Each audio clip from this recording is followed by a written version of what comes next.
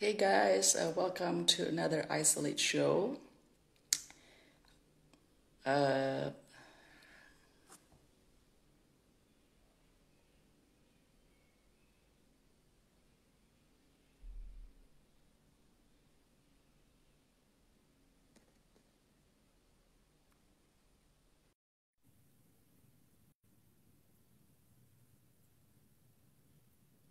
hey guys, welcome to Isolate show. We're waiting for James. Hi James, good morning. Hi, how are you? Nice to meet Apa you. khabar? Yeah, you Baik, terima too. kasih. Senang bertemu So, Anda. terima kasih. Selamat pagi. Pagi. Yeah. So before we start, let me just give introduction to the people who are watching right now. So guys, James adalah seorang vegan dan juga animal activist. Ya, sebetulnya kalau kita di Indonesia itu sebetulnya baik banget belum jadi vegan. Tetapi kenapa James menjadi vegan dan kenapa dia pengen seluruh orang menjadi vegan, itu actually today we will talk with James. Dan karena James adalah seorang Australian, dan right now dia di Australia, makanya gue akan bahas dan interview dalam bahasa Inggris ya, nggak bahasa Indonesia. Dan jangan lupa nanti setelah acara ini ada giveaway dari nasi bowl, itu cabai yang benar enak banget. Jadi tolong di like, dinonton, dan di follow. Okay, so we'll start with James right now. So James, this is quite early. Usually we do it at 1 p.m., but I'm so thankful for the time that you have spent for me and the people watching right now. Oh, my pleasure. Yeah, happy to come have a chat. Yeah, so basically, according to Vegan Society, I was just Googling some data that the number of vegans have increased dramatically around the world. So, and you yourself is a vegan, but I know that most Australians are not raised as a vegan, right? So I'm assuming that you were not a vegan when you were born in a family that's vegan, right? So how did you become a vegan? What made you want to become a vegan? Sure. I was a very big meat eater my whole life. I ate animals every single meal. I always believed that you needed to eat animals to be healthy and strong. And when I learned that you can live and thrive and be even healthier and live longer and have less chances of developing many diseases, it led me to the question, if I don't need to eat animals to survive and thrive, then how do I justify paying for this violence? How do I justify paying for animals in the meat industry to be bolt gunned in the head and then shackled upside down and get stabbed in the throat? How do I justify paying for animals in the dairy industry to have their babies taken from them? The mothers get raped. They are forced to have pregnancies they don't necessarily want to. And then the mothers are used as milk machines and they are suffering greatly, and then they're killed as well, as are all the male babies. I just started learning that there's so much violence behind every animal product, leather, products that are tested on animals. And I'm not a violent person. I don't want to go and kill someone or an animal just because I like how they taste. I like money, but I don't go and kill people to steal their wallet. That's just not how we operate in a just and respectful society. So I realized that something I was doing, eating animals, was very far out of alignment with the kind of person that I strive to be and the kind of world that I want to live in. So I knew I needed to stop eating animals, and it was much easier than I thought. I really enjoyed the process. I started by cutting out meat, and then I cut out eggs, and then I cut out dairy. And I feel so much better because of that. And not just because my health has improved greatly, but also because I know that my actions are contributing to much less suffering and contributing to a more peaceful world. And that's very important. Because if you put yourself in the victim's position, you would be begging people to go vegan. And so that's what I did. I imagined what it would be like to be one of those animals at the slaughterhouse. I wouldn't want that to happen to me. So therefore, I shouldn't force that upon somebody else. How old were you at the time? 26. So quite young, yeah? And at the time, Yeah. I remember I was Googling your information that you actually had leukemia. Was that correct? I had leukemia when I was 17 for a few years. Okay. I was very sick. That's what got me interested in being healthy. And Okay. it also gave me value in life. You know, I cared about life more because I almost lost mine. And it also gave me a Same. perspective of what it's like to suffer. You know, Okay. I'd never really suffered a lot before that, but during my experience with cancer, I suffered greatly, and it helped me empathize with the suffering of others. So, do you believe that by eating vegan, it actually makes your body healthier in terms of overcoming leukemia? If you are eating a plant-based diet, your chances for being much stronger in terms of your immunity, in terms of not promoting cancer growth in your body, in regards to not filling your eye with saturated fat, for example, and keeping your body at a... Oh, I lost you. Okay, am I still here? Oh, there we go. Yeah, I got you back. Sorry about that. Yeah. Yeah, it will give your body the best chance possible to fight disease, prevent disease, even reverse disease, definitely. Okay. Just like you said that you did not go cold turkey, but you eased from cutting meat and then later on the eggs and dairy products, right? So how long did it take you to ease that period? I went vegetarian, and then about 1 year later, I went vegan. But that was Okay. 6.5 years ago, 7.5 years ago, actually. And things were very different back then. It's amazing how much progress has happened in such a short amount of time. It's so much more accessible to learn how to become vegan. There's so many more vegan products that make it easier to transition. So even though I took a year to go from vegetarian to vegan, because it was harder for me to understand that the animals in the dairy and the egg industry suffer just as much, it also took me a little while to believe and understand that we didn't need any animal products in our diet. The best diet is one without any animal products for our health. It took me a while to believe that and realize that, because I'd been hearing so many lies for so many years that I was confused what was true. But these days, people go vegan overnight now. They watch a documentary, they speak to a friend, and you can research for an hour or two on the internet. How do I go vegan? What do I eat? What recipes should I have? What toothpaste should I buy? And you can be vegan the next day. Start your new day, your new vegan life the very next day. That's right. James, actually, a lot of my followers, I asked a poll before the show, and a lot of them actually would say 50-50, did not know the difference between vegan and vegetarian. Could you care to explain what the difference in these two are? Sure. A vegetarian is somebody who does not eat meat. It might be because they don't like the taste of meat. It might be because they don't like the cruelty towards animals. It might be for environmental reasons, because meat is very environmentally destructive. Animal agriculture for meat is very environmentally destructive.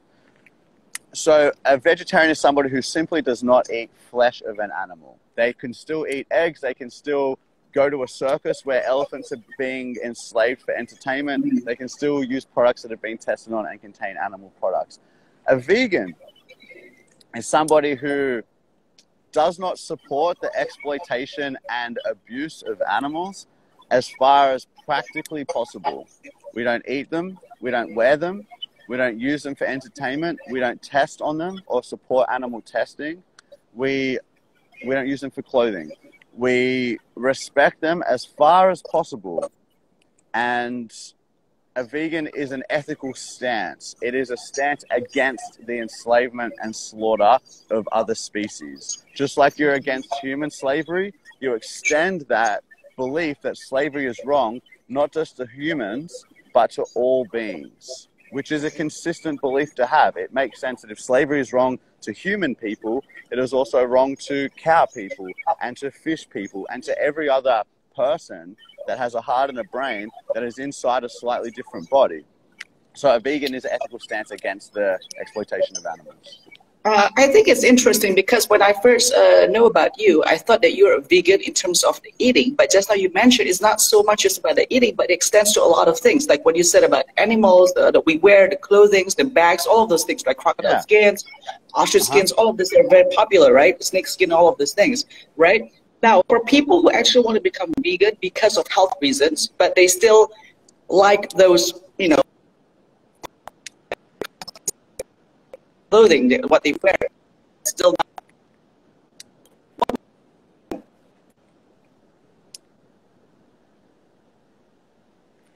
James? Yeah. Sorry, you cut out for a second there. Yes, people can eat a plant-based diet, and they can still wear leather and all those things.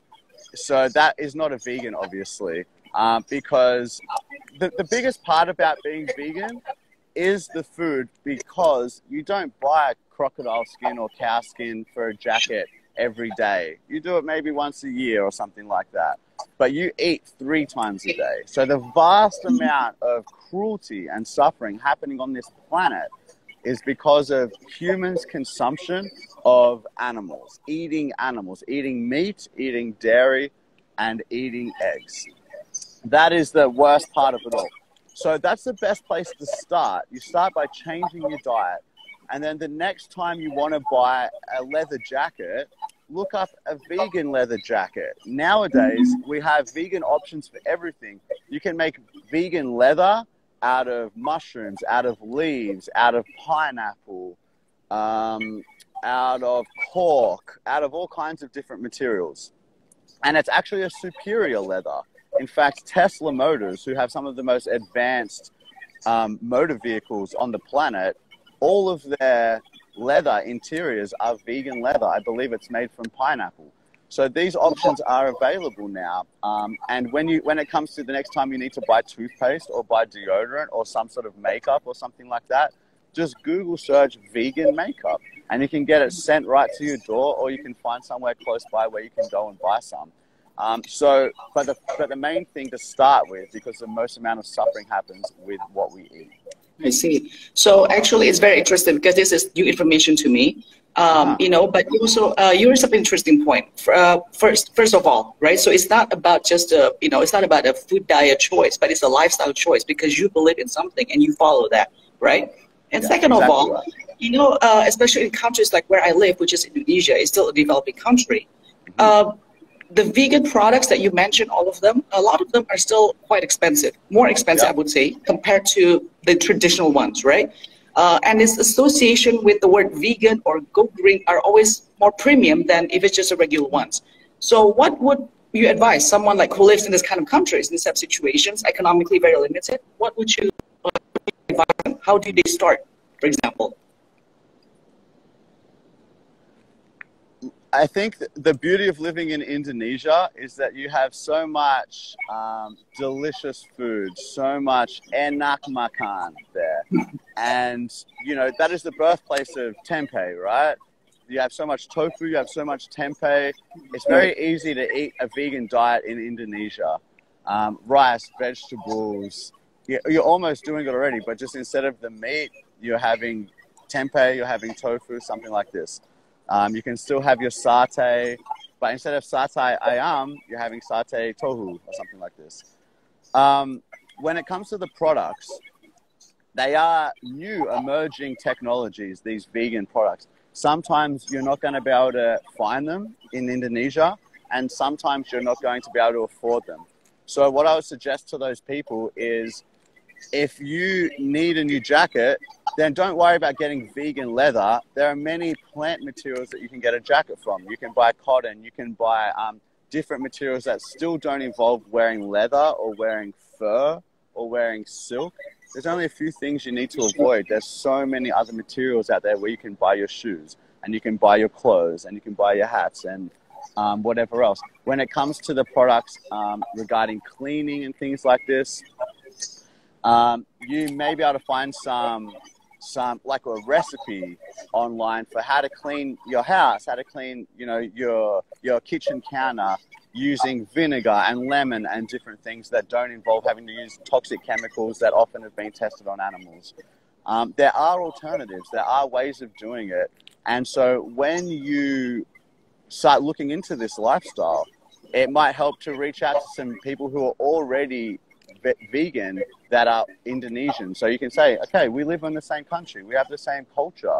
What do I do when this happens? What do I do when I run out of this? And I'm trying to find the solutions. There's almost always a vegan solution.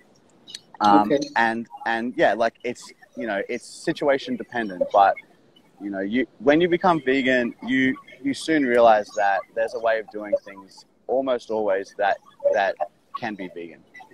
I think so. I think if you have the vision that you want to help this, to end this cruelty, then you will find a way somehow, right? I mean, Google is everywhere, and Indonesians are very mobile connected. So I think you are right about that. Recently there's a very famous documentary on Netflix called The Game Changer. So some of my friends in my circle have watched them, and they try to be vegan, and they cannot be full vegan yet. So they are doing it they're trying to do it like once a week or twice a week. I know that doesn't really help much in a sense, but is that a good start? No, I think it does help. It's a great start. We should applaud any efforts for moving towards a vegan direction. It's not practical for everybody to just go vegan overnight. I wish it was. I wish everyone would do that, but it's not practical. People have been living a certain way for many, many years. They're set in their ways. They're busy. They're trying their best. Starting to be vegan one day a week, or starting a day with a vegan breakfast. And then once you're used to having a vegan breakfast, moving on to a vegan lunch and a vegan dinner, or having Mondays where you're vegan, and then Mondays and Wednesdays where you're vegan, whatever. There's many different ways. Some people do a 7-day vegan challenge, or a 21-day vegan challenge, or a 30-day vegan challenge. You just try. It all matters. It all adds up. And and those people, they might not feel they can do it straight away. So they just dip their toe in. They just start trying a little bit and realize, okay, I'm learning. I'm making some mistakes, but I'm learning from these mistakes. And next time I won't make the same mistake again. And next time I'll be more prepared. So it's all a process. And I think those people are doing a great thing by starting their vegan journey. However they start it, you take one step and that leads to another step and another step. And before you know it, you've been vegan for 7 years. You're James. You've become James already. Yeah, exactly. You're there. What should the government or the entertainment industry, like the private sectors, what should they do to make people more aware, to encourage people to become vegan? Because I think this will be more helpful if more sectors, from different industries help spread the awareness, right? Because people like you or I, yeah. The struggle is much harder, obviously. But just now, as I mentioned, we have Netflix, a big company, using documentary, right? And that really helps spread the news much better. Yep.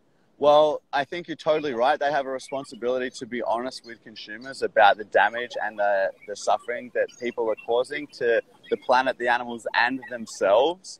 Unfortunately, there's a lot of corruption, as we know, in the government. There are a lot of ties with lobbying groups, the animal agriculture sector, the dairy industry putting out health information about how healthy dairy is, the egg industry putting out information about how healthy eggs are, and it's all absolute garbage, unfortunately. The World Health Organization have put out statements saying that red meat, processed red meat like bacon and sausages, for example, salami, are definitely causing cancer as much as cigarettes and asbestos. It is that definite that causes cancer. They put a similar warning in with red meat, and I'm sure it won't be long before they do it with every animal product because the research is there. They just take time to catch up.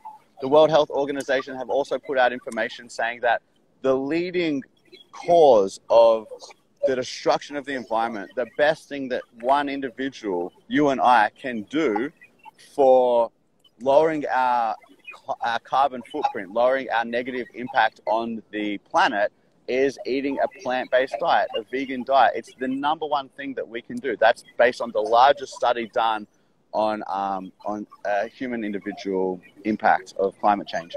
So they are doing certain things. There's a lot of things that they'll never do.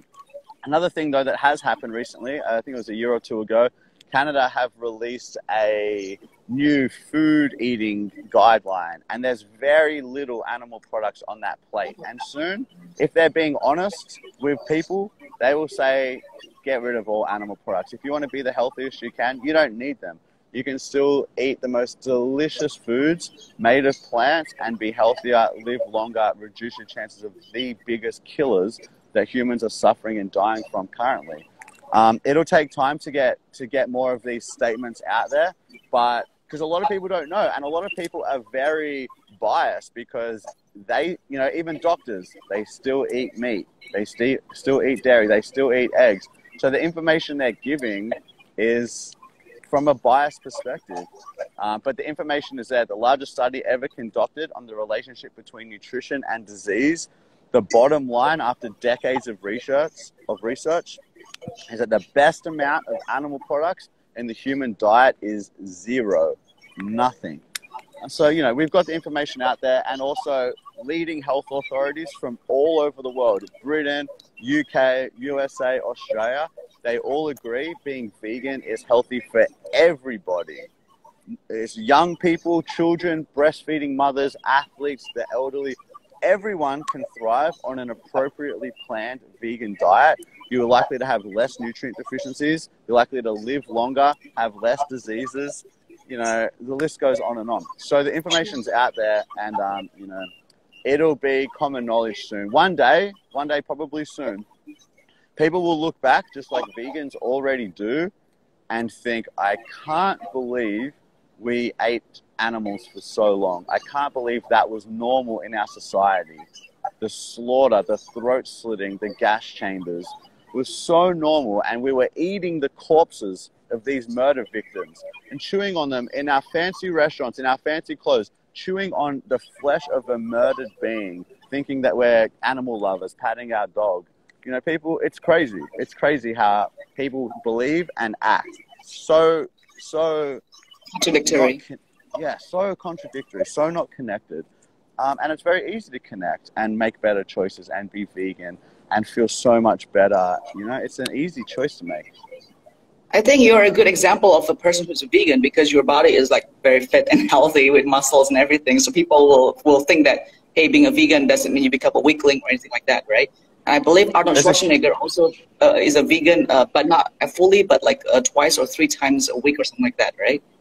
Yeah, there's you know, I think it's very important, myself as somebody who is a vegan, to represent the vegan lifestyle as positively as possible. And one way to do that is by breaking the stereotypes of what people believe that vegans are. People believe that vegans are aggressive and pushy and judgmental, etc., etc. So I try not to be any of those things. I don't want people to use that excuse for not going vegan. People think that vegans are weak, sick, unhealthy, not strong. You know, I try to put on muscle on my body to show people that you can be healthy, be fit, do athletic things. I cycled across Australia 5,000 kilometers on a plant-based diet to show that you can do that. I lift weights in the gym. You know, I try to show people through my body. And I think that's a really good thing to do. And some of the most elite athletes on the planet are vegan. The world record-holding strongman, Patrick Baboumian, is a vegan. Yes. He has 2 world records, 2 strongman event world records. The world record holder for an ultra marathon run called the Appalachian Trail, I believe it's called. So such a long run. He is a world record holder. He is a vegan. World record holding, world champion arm wrestlers, world record people with amazing memories. All these different kinds of people are vegan. Veganism is for everybody. Any religion can be vegan. There's no religion that says you must eat animals to be a good Christian or Catholic or Buddhist or Muslim or anything. Everybody can be vegan. And I think every religion that is worth listening to is based on love, is based on compassion, on treating others the way that you would want to be treated. It's about respect. And I believe that, you know, whether you believe in Jesus or whoever you believe in, these compassionate beings who are teaching about love would not want you to slaughter animals unnecessarily. If you had to for your health, okay, but we don't have to for our health. That's the point. So we're killing these innocent creatures, these feeling, emotional, intelligent earthlings, animals just like the human animal. We're animals as well. We're doing it for all the wrong reasons, just out of greed or out of habit or out of tradition, not out of necessity. And so I think that all of our gods would be hanging their heads in shame watching what we do inside slaughterhouses. I think that gods would want each one of us to be vegan. They want a peaceful world. They want a kind world, not a world of stabbing and shooting and gas chambering little children-like animals. They're like children. So innocent, so trusting. You know, that's not right. What's it called? I did ask some questions to the followers, and they have some questions they want to ask you. First of all, right? You just now mentioned that vegans have a lot of bad reputation, and I actually Googled that they hate vegans more than vegetarians. They think that vegans are very self-righteous, very preachy, very pushy, right? And you actually mentioned that you want to be the antithesis of that. And I came upon an article that says that you are the kindest a vegan activist because you don't want to engage in debates and be so antagonistic, right? I mean, and you showed from your own, the way you speak, the way you respond, that you also treat people with respect and not trying to push your, you shove your idea down people's throat, right? So do you, I mean, is that what most vegans are like very pushy, very self-righteous, this kind of things? I think that when it comes to speaking about such a huge injustice, something so immoral, so wrong, people get very emotional. You know, you learn something, it's so wrong, you become aware of a Holocaust, and you tell people this is happening, and when they don't listen or they make a joke about bacon or something, it can be very frustrating and confusing for a typical vegan to not understand what's happening and to not understand what's wrong with these people. Why are you continuing to pay for this when you don't have to? And vegans are right. We know we're right. You know, there's no question. There's no debate about it. There's no excuse to not be vegan. If you can be vegan, which almost everyone can, then you should be vegan. So we're also very confident because we know that this is the right path. There's no good reason not to do this, and so many good reasons to do it.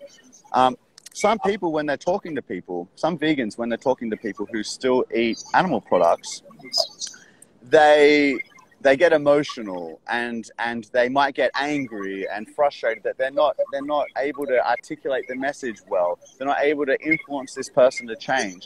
And when people say things like, stop pushing your beliefs down our throat, it's even more frustrating because all we're trying to do is stop someone else from shoving a knife in an animal's throat. So, you know, who's the problem here? I was saying, hey, please stop killing, or the killers who are doing the killing. So, and also people don't like to hear that their habits are bad, that the way they live is bad. And it's easier to say that vegans are wrong and vegans are bad and vegans are pushy, blah, blah, blah, instead of looking in the mirror and saying what I'm doing is actually wrong. I think and also a lot of people think that vegans are wrong. They don't understand yet that vegans are correct and have been right all along. They don't understand that they can thrive without meat. They don't understand that there's no such thing as humanely slaughtering an animal. Just like there's no humane rape, there's no humane child abuse, there's no humane animal slaughter. It's against their will. It's their victims that are not wanting to be killed. So it's murder. But people use all these words and people are very confused, just like I was for 26 years, thinking I was buying free-range eggs, so I was doing the animals a favor. But that's simply not the case. It's false. I think if the best way to advocate veganism was to be very pushy, then that's what I would do. And for some people, maybe it is the best way to advocate. But in my experience, after talking about this with many, many people over time, I've found that the best way to speak with people is by trying to make friends with them and trying to be kind to them and trying to just help them understand and encourage them and support them and be patient and understand where they are on their journey, you know, and not judge them because you were there too. I was there too just the other year, not that long ago. So who am I to judge? I was doing the wrong thing for many years. I think a lot of people, when they go vegan, they forget that they ever weren't vegan. But you've got to remember that, you know, people who are eating animals are victims as well. Victims of lies and propaganda. And, you know, they don't know any better. So you got to educate them and inspire them and encourage them to change, not blame and shame. I just don't think that works as well. That's right. You know, one of the biggest sector of people who oppose to vegan would be the farmers who own slaughterhouses, farms, animal farms, right? You know, they say, well, if you all become vegan, then I will lose my job, right? What would you say to that? I would say that there are many, many jobs out there, many industries that go out of business all the time. You know, when Netflix came out, DVDs went out of business. People who sell DVDs, people who have shops that rent DVDs, people who create DVDs. But that's what happens in our world. We evolve, we create new technologies, we have new information and knowledge, we get better, we grow. We should care about those farmers and those slaughterhouse workers, definitely. They are important. They're people that have been born into a society that has told them that this is natural and normal and necessary. So it's important to take care of their well-being as well. But it doesn't mean that we keep their jobs around at the expense of the suffering and death of many, many other earthlings. It's an immoral job, just like human slavery. We didn't say, well, we shouldn't abolish human slavery because what about all the slave owners? We think about the victims first, and then we think about the oppressors, and you know, they get new jobs. That when people go out of working in slaughterhouses and working in factory farms, new businesses will come up. New vegan businesses are popping up all the time. New options will come for people. And this is simply the direction that the world has to go in. Even if it wasn't for vegans talking about animal rights, there is an environmental urgency to the world choosing more sustainable options for our food choices. And veganism is that more sustainable choice. It uses vastly less land, vastly less water, vastly less pollution, vastly less greenhouse gas emissions, vastly less eradication of what's it called? Clearing of the ocean and clearing of the rainforest and the Amazon and all kinds of things. It has to happen anyway. So it's either going to happen too late and we'll already have caused too many problems and we're going to be, you know, in a situation of permanent climate change that is going to cause the suffering and death of millions and millions and millions of people, or we get our shit together sooner and we all realize this is something that needs to happen and we all make our own individual changes and the government starts giving subsidies to plant farmers instead of animal farmers, and we all work together to just make this work. A better path is there. It's a necessity. Right now, we're walking off a cliff. We all need to peel off that path and walk the vegan path, and that's a solution to the problems that we're seeing right now. You also just now touched on the religious concept, and a person was asking, do you believe in Genesis chapter 1, verse 29? Which basically says that God said, behold, I have given you every herb bearing seed which is upon the face of all the earth, and every tree in which is the fruits of a tree yielding seed. To you it shall be for meat. So even in the Bible, it does mention in Genesis that people should eat fruits and vegetables. Do you believe in that strongly? Of course. In the Garden of Eden, where everything was perfect, what was their diet? A vegan diet, a plant-based diet. It is in chapter 1 of the Bible. Yes, of course I believe that. God wants paradise, peace on earth, not destruction and destroying of his planet and of his creatures. It's obvious. It's so simple. Jesus would want animal sanctuaries, not animal slaughterhouses. The slaughterhouses are what the devil would want if you believe in those things. So yeah, it's right there in the Bible if you believe in the words of the Bible. Now the problem with the Bible is that there are lots of different passages as the Bible goes on that says you can eat animals now and this and that and lots of different things. Well, you've sinned and I don't think it's good, but okay, you can eat animals if you must. And here's ways that you can do it. But ideally, what does God want? Vegan paradise. He wants us all to eat the plants. And you can. Everyone can. It's not this so hard, oh, I could never be vegan. It's like, man, have soy milk, have tofu, have tempeh, eat beans, eat nasi, you know, eat fruit, eat veggies, eat. There's thousands of foods to eat. Everybody can do it. So, you know, God's not asking in the Bible, not asking for too much. He's saying, this is the best thing for you. Trust me.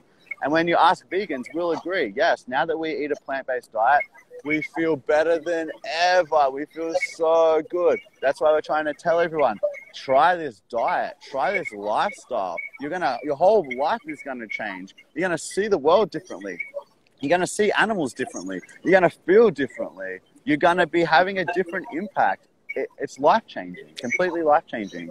So yeah, I do on that passage. Yeah. I do have an American friend who lives in Indonesia, and I was telling her that, wow, since you became a vegan, you've changed, like your appearance-wise have changed. Like she's aging less. I would say like she looks more fresher, glowing, and she said it's all because of vegan, you know. So I mean, I do believe there's a lot of benefits to vegan.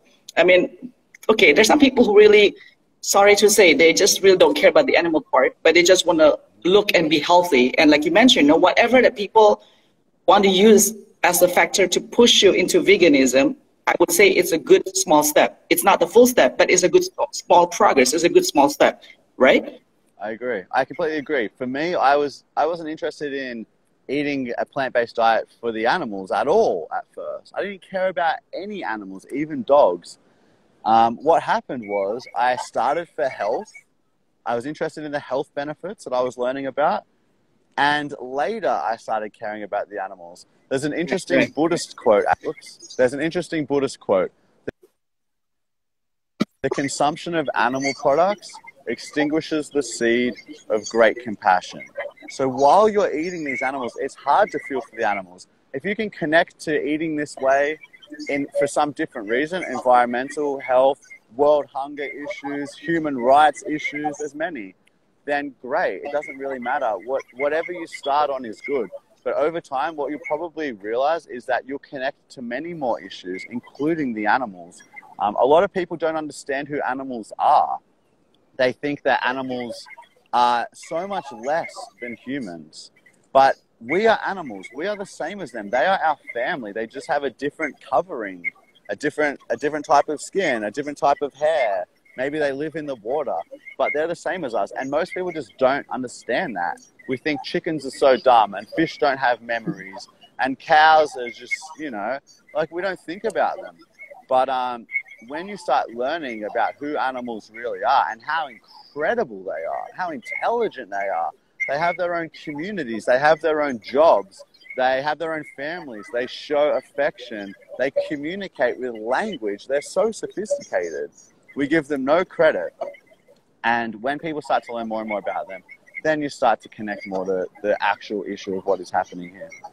I've been enjoying your Instagram stories, especially when you make your meals, like breakfast with bakes, with the cereal, this kind of thing. So guys, if you have not followed James, you got to follow his account because he has a lot of good tips about, you know, what to prepare for breakfast, lunch, and dinner. And they're all vegan, very plant-based, and look very, very tantalizing. In my head, honestly, before this, I always thought vegan food is like really crappy. It looks really sad. Yeah. But you actually make it beautiful and fresh, you know, like people want to eat that, you know. Yeah, and I'm no chef, and my meals take 10 minutes to make, you know. I'm just putting together a few very simple, very cheap, very easy ingredients into a bowl or into a pan, and I'm making oats with berries and walnuts. I'm making sushi with tofu and avocado. I'm making nasi goreng, but without the egg and with some tofu. Yes. You know, there's many, there's millions of amazing, delicious recipes out there that are vegan. So yeah, check out my stories, and I often post vegan chefs on my stories who are way better than me. So maybe check them out instead. And if you live in Jakarta, check out Nasi Bowl because I tried their sambal and all vegan. It's absolutely crazy. I was telling the owner that I finished a whole jar of sambal chili sauce by myself, just eating it like that because I love chili. I love that stuff. That stuff is so good. You miss that, right? You miss that when you're not sure you don't have that. No, I know, but I have some Indonesian friends that bring it over for me. Oh, wow, okay. Actually, I wanted to tell you, I just thought of this then. My friends live in Bali, and they own some vegan restaurants in Bali. One of them is called Give Cafe, which is totally non-profit. So people buy food there, and all the money goes back to the locals, the local community. And they've just released a cookbook at Kind Shop, which is Kynd. Oh, Kind, yeah, the cafe. yes. Kind, yeah, Kind Cafe. So they've got a cookbook now at kindshop.com, and all of the money that people are buying the book for, so 100% of the money, not just profits, but 100% of the money goes to helping the Indonesian families who aren't able to work right now because of the current global situation. I see. Wow. Is it available online? Yeah, Kind, I'm going to write it right here real quick. KYNDSHOP.com. Okay, guys, as part of my commitment as well to try to be a vegan and to spread this awareness, so aside from the giveaway of the sambal from Nasi Bowl, I will also give giveaways for people who live in Indonesia. I guess they deliver to Indonesia for this recipe book from Kind. Yeah, so this is part of the giveaway as well. I just added it right now. That's awesome. Yes, I want to support. All right, yes. All right, more gifts. Perfect. Right. Love it. And so before we end, I always have a rapid fire questions for you to just answer right away. Okay, James? Ready? Yeah, sup, Nick? Yeah, let's do it. Right. Tofu or tempeh? Tofu. All right. What did you have for breakfast today? I had oats with cacao and blueberries and granola. Okay. What is happiness to you? Happiness is no matter where I am, feeling inner peace and joy, knowing that I'm doing good for the world, that I'm being the best person I know how to be, and I'm doing the things I love to do. Okay. Is there anyone alive today that you would really like to convert to become a vegan? Yes, probably the Pope, because he's the most, I would say he's got the most influence in the world as far as I can think of. And if he told all of his followers to become vegan, that would have the largest ripple effect on the planet. Oh, that's very interesting. All right. Are you a mountain person or a beach person? I'm at the beach right now. You want to see? Yes. Okay, hang on. There you go. I'm so jealous. I'm so jealous, James. Seriously, I miss this so much. I know. So you should come back to Bali soon, okay, James? I know. I'm going to be coming back to Bali as soon as Awesome. I'm able to. Yeah. Okay. What is your favorite animal? It's not a specific one, but I love birds. I just love watching birds flying and being free. Yeah. Favorite country outside Australia? Indonesia. Thank you. Truly though. I love Indonesia. I've been there many times. I spent many months in Bali and in Lombok. I love it there so much.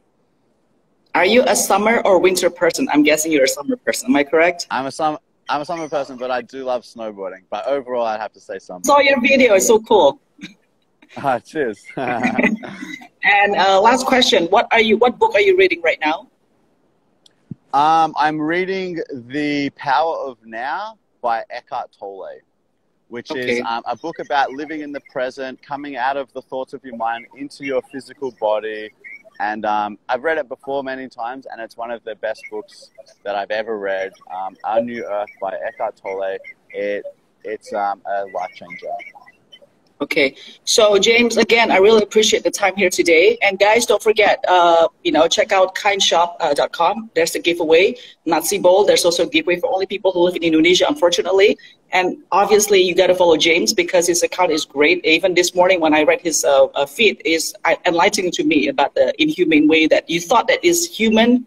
You know, some of the organic products, they say they're humane, but actually they're not. They're not ethical at all. So that was very eye-opening for me too, James. Great. I'm happy to hear it. Yeah, there's a lot to learn, but, you just do what you can with the information you've got. And when you know better, then continue doing better. I thank you so much, James, and keep up the good work. Really appreciate what you're doing to this earth and to the animals. My pleasure. And you as well. Thanks so much for having me on your live. Selamat tinggal, sampai jumpa. Sampai jumpa lagi. Om Shanti, Shanti, Shanti.